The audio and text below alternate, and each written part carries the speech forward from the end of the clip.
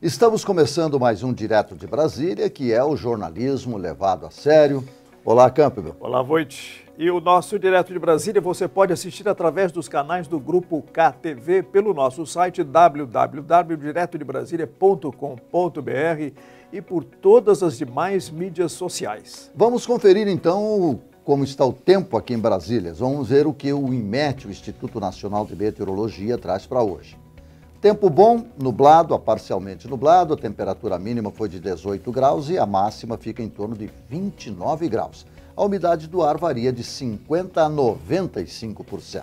E vamos ver agora então o que circula hoje nas mídias e também nos jornais. Presidente Jair Bolsonaro se encontra hoje com o presidente dos Estados Unidos, Donald Trump, no encontro reservado, onde Bolsonaro deverá tentar abrir mais o comércio entre os dois países.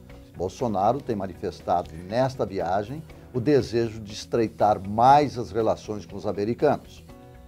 O ministro da Justiça, Sérgio Moro, que acompanha Bolsonaro, ontem assinou com o FBI um acordo de cooperação entre os dois países nas áreas de segurança e do combate ao tráfico de armas e drogas.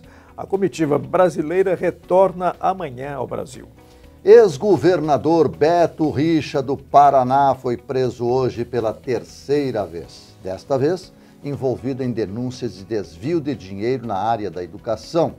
O salvo-conduto para que Richa não fosse preso, concedido pelo ministro Gilmar Mendes, do STF, só valia para as denúncias de desvio de recursos na questão das estradas e pedágios. Agora nós vamos para um pequeno intervalo. Depois vamos falar sobre construção de estradas com alguém que praticamente ajudou a rasgar o Brasil de norte a sul construindo rodovias. E por que o Brasil não deu preferência para as ferrovias? O nosso convidado é o general Ítalo Avena. Aguarde só um instante, nós já voltamos.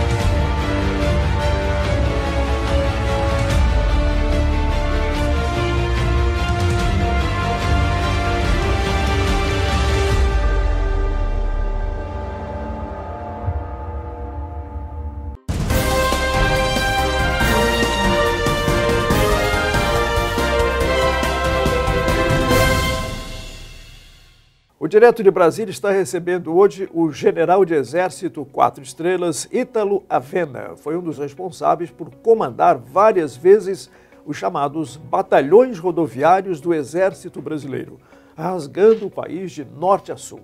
General Avena, é uma satisfação estar conosco aqui no nosso Direto de Brasília. Para mim também é uma honra estar presente aqui, ter sido convidado, estar diante de dois ícones do jornalismo do Brasil. Obrigado.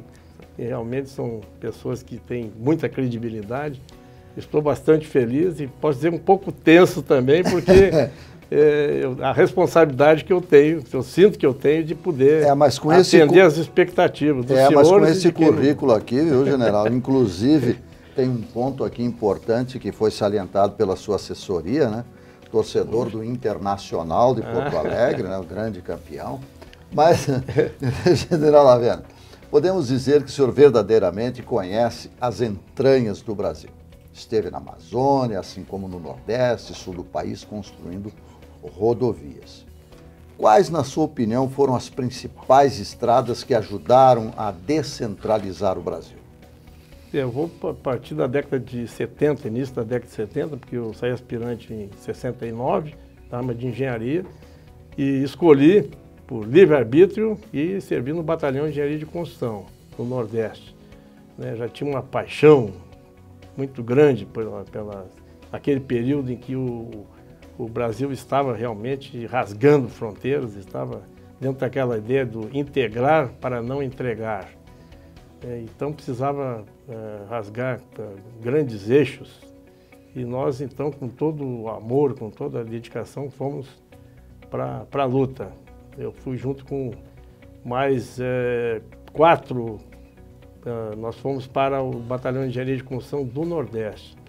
Começou por onde, general? Comecei, eu fiquei em Natal, no Rio Grande do Norte, no 3º BEC, mas era a sede do Batalhão Natal. Na realidade, nós éramos destacados para o interior. Aí depois fomos para Picos, no Piauí, onde lá nós realmente, um dos maiores nós rodoviários do país, né? E nós realmente trabalhamos em todas as estradas desse nó. Lá vocês fizeram mais de 600 quilômetros de estrada. Fizemos, né? Mais de 1000 quilômetros. Agora, o que tinha antes disso, antes desse início seu, o que o Brasil tinha em termos de rodovia? Muito pouco, inclusive rodovia pavimentada, muito pouco. Eu estava falando que saí com esses mais 4, né? Nós saímos de ônibus, saímos do Rio de Janeiro de ônibus e fomos para Natal. E Natal, até lá, eu encontrei mais da metade do trecho, era estrada de barro, estrada em precárias condições, né? Estrada em péssimas condições. E a gente viu ali o desafio que a gente tinha pela frente, né? Já nessa viagem. E chegamos através da BR-101, que o Exército tinha acabado de construir, no trecho lá, de Natal até Recife. Nós tínhamos acabado de fazer a primeira pavimentação da BR-101. E eu fui destacado como minha primeira estrada, a BR-304, Natal-Fortaleza. E fiquei destacado na cidade de Açu, no Rio Grande do Norte, que, por sinal, no mês que vem, nós vamos fazer uma viagem assim, junto com aqueles pioneiros, que nós nos reunimos todo ano. E vão de ônibus não, né, João? Não, vamos de carro. Agora tem que acompanhar a evolução, né? Até porque, parece que alguns trechos de algumas estradas estão iguaizinhas às que o senhor encontrou quando era estrada de terra. A notícia que eu tenho é que estão em boas condições, né? A nossa ótimo. Estrada está em boas condições. Até o pessoal diz, puxa, aquela base que vocês fizeram, até hoje está... Pois é, o Brasil ainda hoje sofre muito com essa questão, principalmente para escoamento de safras, né? É verdade. Como é que isso daí pode ser resolvido nesse governo, por exemplo? Eu ainda estou devendo a resposta naquela primeira pergunta que vocês fizeram, né? Por favor. Nós divergimos aqui. Então, é o seguinte, nós temos a necessidade, primeiro, de por que rodovias, né? Uhum. Rodovia. O Brasil não tinha nada naquela época. O Brasil estava como agora. O pessoal quer resolver tudo assim em um mês. Você não fica cobrando. Pô, o governo não fez isso, não fez isso, não atacou isso. Não dá para fazer tudo de um dia para o outro. Então, naquela época, nós tínhamos... A nação ansiava. Todo mundo estava querendo rodar, norte, sul, e não tinha condições. Eu me lembro que a estrada de Cachoeira para Porto Alegre não era pavimentada, cara. Nós levávamos 7 horas atolando ali lá no centro do país, vamos dizer assim, né? No centro econômico do país. Então, há uma precariedade muito grande em todo sentido. E a opção, então, do governo na época foi fazer estrada de rodagem, porque era mais fácil, era mais rápido, era muito mais barato. No tempo do óleo diesel, centavos, antes do choque do petróleo, era de graça, o asfalto era de graça. Estavam iniciando as pavimentações com emulsões. Eu cheguei a trabalhar com emulsão lá também. Sim, né? Que até hoje é utilizado, né? Pois é, hoje em larga escala. Então, e hoje nós estamos já num patamar, já passando provavelmente para o concreto. Concreto, né? Que na Europa se usa mais, né? Pois é, então, isso aí é uma coisa que a gente pode até falar mais tarde, comparar aí a eficácia do pavimento de concreto em relação ao pavimento de asfalto. Mas nós iniciamos então esse período e realmente foi essa a razão pela qual não se optou por ferrovia na época. Tinha que se escolher, o cobertor curto. Mas continuaram sendo feitas algumas ferrovias. Tem algumas ferrovias interessantes. O Tronco Sul, pouca gente conhece, mas eu acho até que seria um destino turístico no Brasil conhecer o Tronco Sul. Sobre essa questão das ferrovias, eu gostaria de de voltar ainda durante o programa, mas gostaria de saber a sua impressão, como é que o senhor enxergou o Nordeste quando chegou lá, sem estradas, sempre se fala a pobreza do Nordeste, a seca do Nordeste. O que essas estradas significavam para aquilo que não foi feito, que é o grande desenvolvimento do país, que seria através da região nordestina? É a seca que prejudicava ou tinha lá saúva e outras coisas mais, na política inclusive? Na época eu não estava voltado para isso. A minha visão era desenvolvimentista e eu vi um interesse muito grande do governo em desenvolver o Nordeste naquela época. Sim. Né? Muito, muito grande. Eu vou dizer algo que talvez seja polêmico. Talvez. Né? Mas aqui o senhor pode dizer. Eu vi pobreza no Nordeste, no interior do Nordeste, vi muita pobreza, mas não vi fome. Não vi fome. Eu vi fome no Haiti, em outros lugares, mas lá não vi. Não vi. E a população extremamente trabalhadora. Eu sou um admirador do nordestino. Eu me encantei com o Nordeste, eu me apaixonei.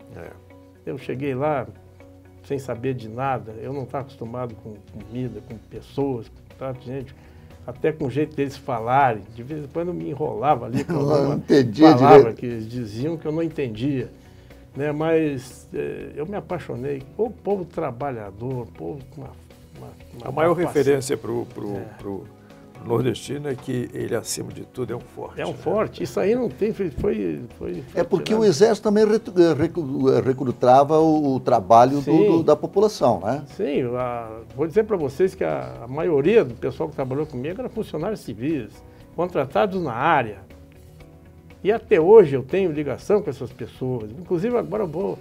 Nessa viagem que eu vou ficar na casa, hospedado na casa de um desses que trabalharam comigo.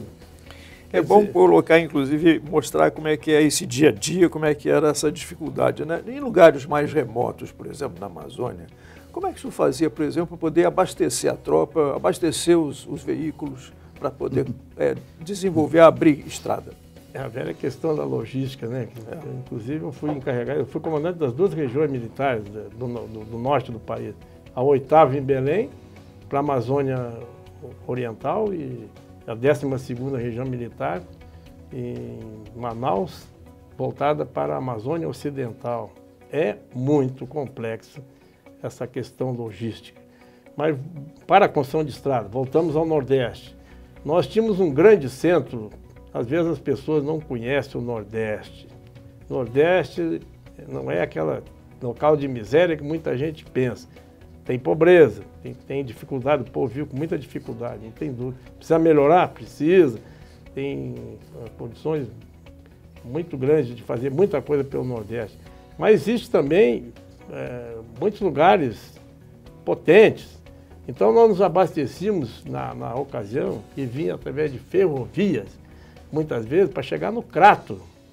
Olha então, só. O Crato fica a cerca de 200 quilômetros de Picos, onde ficar, e o combustível chegar através do Crato, as grandes cargas, cimento, todas essas grandes cargas, porque ferrovia, né?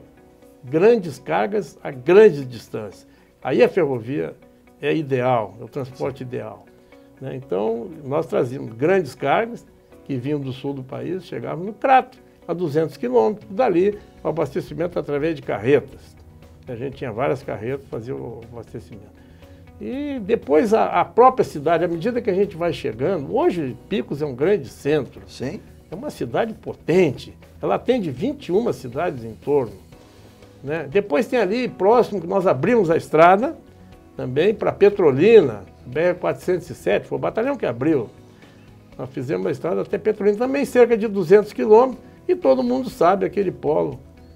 Crato, Juazeiro do Padre Cícero, né? Juazeiro do Ceará, e Petrolina, Juazeiro da Bahia. São dois grandes centros do interior do Nordeste, com muita riqueza, muita produtividade, muita produção lá, inclusive fabricação de vinhos e frutas que são exportadas. Então, tem polos de desenvolvimento. Não resta dúvida. Agora, existe uma curiosidade, talvez um desconhecimento, com relação ao ministro dos Transportes da época. E que o senhor tem uma passagem com ele lá na inauguração daquele trevo lá, eu acho que é ali no 304. Ceará mesmo, na 304, no né? do Norte. Mário Andreasa, como é que era a figura do Mário Andreasa? Fantástica. Eu sou um admirador muito grande daquela figura que a gente venerava, vamos dizer assim, porque todo estradeiro reconhecia nele um homem de grande valor. Ele sempre foi muito aplaudido. E outra coisa, ele um cara simples, o cara chegava lá de manga de camisa, a gente fazia guarda de honra, ele descia do avião e rapidinho e já pegava, vem cá guri, que ele chamava a gente de guri, vem cá guri, entra aí no carro e vai me explicando o que você fez aqui. E a gente rodava, e ele rodava 120 km por hora. Naquela época, uma velocidade máxima, né, que os carros atingiam. E a gente ficava em dificuldade até para explicar o que tinha feito ali. E ele queria saber detalhes, tudo. Perguntava. Aí, no final, ele ia lá, tá aprovado, parabéns e tal. E o país andava. E daqui uma semana, o presidente vinha inaugurar, a BR-304 foi inaugurada pelo presidente Médici, que ele inaugurou naquela semana 2 estradas, 304 e a BR-226, que estava sendo feito lá próximo ali, em Currais Novos. Eu lembro que ele foi lá em Currais Novos, inaugurou a 226, e nós então, nesse período, a gente estava abrindo o tráfego entre 2 grandes capitais do Nordeste. Né? Tá certo. Então É um belo trabalho que a população brasileira precisa conhecer lá desde as origens. Nós vamos fazer um pequeno intervalo e depois nós vamos querer saber um pouquinho mais da Amazônia, porque a Amazônia é o pulmão do mundo. Agora, como é que se administra isso aí? Por que esse interesse internacional? E o general também esteve na ONU, ele esteve no Haiti, tem uma passagem internacional muito importante e nós vamos querer saber. Nós já voltamos.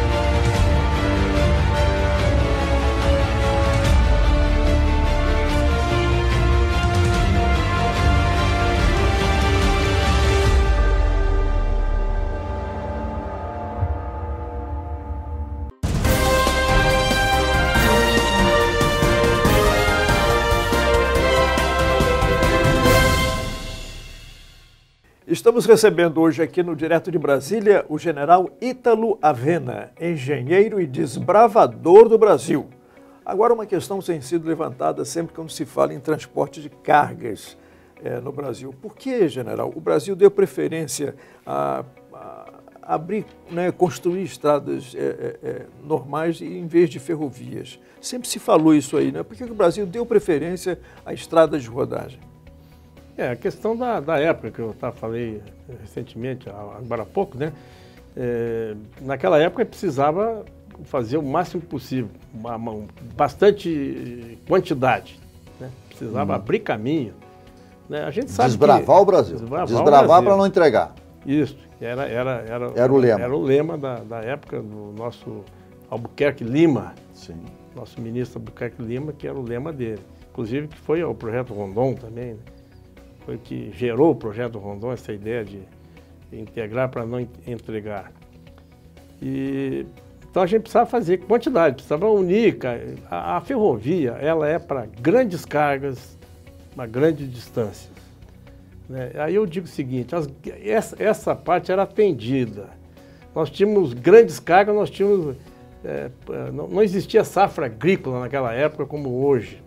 Né? Não existia. Safra agrícola, todo mundo sabe que esse período iniciou quando o presidente Geisel, ele chamou a Embrapa e e mandou estudar todos os produtos, onde poderia ser melhor plantado, e deu essa missão. Soja, trigo, feijão, arroz, aí, né? Foi mapeado o Brasil inteiro e deu no que deu. Aí a gente está vendo cada ano as safras estão se suplantando. Então não existia a super safra. Existia a necessidade de transporte de minérios, combustível, cimento. Continua ainda, né? E que existiam as vias férreas para isso, nesses eixos onde existia isso aí. Eu estava falando, inclusive, nós recebemos combustível lá no Crato. Né? Então existia, bem ou mal atendia a rede ferroviária. O Tronco Sul também. Sim, lá no Rio Grande do Sul, exato, o entroncamento de Santa Maria, mas os trens iam para a fronteira, iam para o centro-oeste, para lá do estado, né? Então, tudo ferrovia. Exato. Então naquela época se optou, o cobertor está curto, vamos abrir estrada, vamos unir o máximo possível e vamos chegar. Existiam inclusive estradas pioneiras. Nós dividimos em estradas necessárias para o desenvolvimento e estradas pioneiras. Que hoje a gente vê a 163 no início, ela iniciou como estrada pioneira. Hoje é uma estrada crucial para o desenvolvimento do país, né? Onde a safra agrícola está toda deixada lá na área do... Agora, se fala muito em tecnologia, né, para construir estradas. É diferente como o senhor trabalhava nessa área e hoje... E quanto custa, por exemplo, custava fazer, por exemplo, 100 quilômetros de estrada? E quanto tempo se fazia isso? E quanto se faz hoje? Quer dizer, a tecnologia mudou? É inegável que houve avanço tecnológico, inclusive de equipamentos, né? A gente tinha equipamento naquela época, equipamento tracionado. A maioria era o que a gente chamava de rebocado por tratores. Né? E com o tempo foram ficando autopropulsados e cada vez aumentando mais a capacidade, né? Então diminuindo o tempo de construção. Então realmente a tecnologia avançou muito, a tecnologia dos materiais, né? das misturas. Evidentemente há um avanço tecnológico. Mas mesmo assim, com todas as dificuldades, a gente tinha a gente compensava, vamos dizer assim, a dificuldade tecnológica com o trabalho. Eu me acostumei sempre, desde o início, a trabalhar com 3 turnos de 8 horas. Eram 3 equipes, nós girávamos 24 horas. Não tinha, a parada era, na hora que mudava o turno, a gente tinha meia hora para fazer a manutenção, troca de óleo e uma manutenção rápida nos equipamentos. Em relação à manutenção mesmo de estrada, general, desculpe eu ter cortado, é melhor asfalto ou concreto? Eu sou a favor do concreto, sem dúvida alguma, mas na época que eu iniciei a trabalhar, o concreto era praticamente o dobro do preço do asfalto, até mais, era muito mais caro. Aí a gente tinha uma curva, que é famosa, aí que a gente, vamos dizer assim, com a manutenção da estrada de concreto é mais barata que a manutenção da estrada de asfalto. E chegava ali em torno de 15 anos, após 15 anos, a estrada de concreto começava a ficar mais barata. Né? Então existe uma... Essa é a conta, né? Mas hoje não, hoje mudou. Hoje eu posso dizer que nós estamos empatando. Já no custo inicial, praticamente é o mesmo preço. Porque o asfalto subiu muito. Mas a durabilidade do concreto, então, já ganha por aí. É muito maior. Para vocês terem uma ideia, o pavimento de asfalto a gente fazia, naquela época, hoje eu acho que não faz mais, 3 centímetros de espessura, 5 centímetros de espessura, 10 centímetros de espessura, assim nas estradas tinha um tráfego muito grande. O concreto, que nós fizemos na BR-101, ele já iniciava com 10 centímetros de concreto, mais 22 centímetros de concreto armado, com ferro em cima, base, né? Aquelas placas. Quer dizer, são 32 centímetros de concreto. É inexpugnável, uma estrada dessa vai durar muito tempo. E ela bem feita, logicamente, que tem que fazer uma boa base. E hoje malha de ferro é rápido fazer, porque já tem até para você me hoje tem uma máquina, nós compramos uma máquina na Alemanha, que ela já fazia tudo. Você jogava lá o material nela e ela já ia fazendo. Já sai pronto. Agora, general, o senhor está me remetendo a um outro assunto, a uma outra pauta com relação à construção de estradas. Porque se o Exército se dedicava tanto, fez tanto em tão pouco tempo, né? Porque foi pouco tempo para construir, a partir de 70, a partir de 69, vamos dizer assim. Agora, por que algumas estradas estão levando aí 20 anos para serem construídas? É porque é particular, é porque há desvio, é porque a política entrou no meio do asfalto? Não, acho que não. Nessa parte pode ter entrado, não sei, eu não me atendo, mas as empresas brasileiras sempre foram muito eficazes, né? O Brasil tem uma das melhores engenharias do mundo. Sim. Não é um problema técnico. Não é problema técnico. O que eu posso remeter é que houve, no decorrer do tempo, algumas evoluções, até foi uma evolução. E uma das principais foi a questão do meio ambiente. Uma preocupação maior com o meio ambiente. E isso aí realmente... Atrapalha? Não, eu não vou dizer que atrapalha. Eu acho que é um componente que melhora as condições. Sim, preservar, né? Preserva, eu acho que é fundamental. Sou preservar. Extremamente favorável a esse avanço, mas que gera mais estudos. Às vezes tem estudo de meio ambiente que dura 3 anos, 2 anos, 3 anos, para você fechar um estudo. E outra coisa, antigamente a gente tinha uma facilidade, eu chegava nos locais, eu conversava rapidamente com os moradores, eles me abriam todas as condições, eu tirava material, e normalmente a gente pagava com serviços para eles, que eles precisavam fazer um açude, alguma coisa. Hoje já está mais complicado. Indenização. Já tem indenização, e isso leva tempo. Desapropriação. Desapropriação, isso tudo leva tempo. Naquela época não tinha nem, às vezes, o que desapropriar. A gente ia chegando num lugar em que... Era inóspito. Era inóspito, e aí abrindo a estrada, tudo. Então, realmente, levava, assim... Tinha essas vantagens, entre aspas, né? Que fazia com que as estradas... Era mais fácil fazer o Brasil crescer. Né? Era mais fácil. Agora, a questão da Amazônia, general, o senhor conhece muito bem aquela região lá, desbravou aquilo lá. Hoje há um interesse mundial com relação à Amazônia. Como é que o senhor vê esse interesse? O que tem aí para tanto interesse na Amazônia? Que não se pode fazer nada lá praticamente. Não é de hoje esse interesse. Não é de hoje, né? Eu posso dizer até que é secular, sempre houve. Né? As nações têm interesse porque realmente é uma riqueza imensurável. Se fala muito na tal da biodiversidade amazônica, né? Eu digo, vamos pegar só um item aqui, medicamento. Nós podemos mudar a matriz de medicamento do mundo, porque hoje tem, vamos dizer assim, tem remédio para tudo lá, e já está se estudando isso. Provavelmente nós vamos ter, aos poucos, a chegada desse novo componente. Né? Eu tive a ocasião agora, recentemente, de ver isso aí, das pessoas já se preocupando em selecionar esses produtos. E, logicamente, que o estrangeiro está de olho nisso, porque eles sempre se antecipam. Eu tenho certeza que os grandes laboratórios estão de olho. Além do mais, tem a questão mineral, né, que é muito desconhecida ainda, mas que tem muito minério na Amazônia. Os laboratórios também lá fora eles buscam fazer ciência, né, com essa nossa biodiversidade. Né? Realmente é uma coisa muito grande. Para poder criar mais drogas, né, que o mundo precisa, que o organismo precisa. O Almirante Mota está comandando hoje a análise sobre a atuação das ONGs no Brasil. São 820 e tantas mil ONGs no Brasil. Como é que o senhor vê esse tipo de coisa e por que tantas aqui no Brasil, se no mundo não é assim?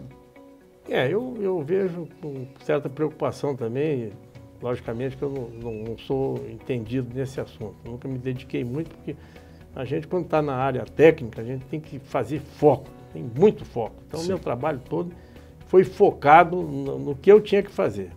Mas, logicamente, que a gente lê, a gente está acompanhando as coisas no mundo inteiro e quando está no ambiente, a gente percebe as coisas acontecerem, né? Então, eu pergunto, por que a maioria, vou dizer assim, quase que a totalidade, e aí eu respondo que essa é uma outra pergunta, por que a totalidade está na Amazônia? Nós precisamos no Nordeste, muitas ONGs, eu até pediria para deslocar um pouquinho para o Nordeste também. Tem muito campo de atuação no Nordeste e a gente não vê essas ONGs atuando com todo essa o senhor já fez a colocação fundamental, né? Por que que no Nordeste não tem e por que que na Amazônia tem tanta ONG, né? O senhor acha que vale a pergunta, assim, ou a resposta, de que no Nordeste tem seca, falta água, e lá na Amazônia tem peixe, tem água, tem sombra, tem território e tem a biodiversidade? Muita riqueza. Seria por isso? Provavelmente. Eu não estou afirmando, mas presumo que seja, né? Que há um interesse, logicamente, além do assistencial, porque existe ONG de todos os tipos, né? Eu sou um pouco distante dos meus antepassados gaúchos, né? Sim. Mas assim, a sua paixão é pelo Exército, né? Pela Amazônia, pela selva, pela família. E mas pelo Inter. Tem uma questão aqui que parece que o seu clube do coração é o Internacional. Poxa, eu vou falar aqui 2 horas sobre o Internacional.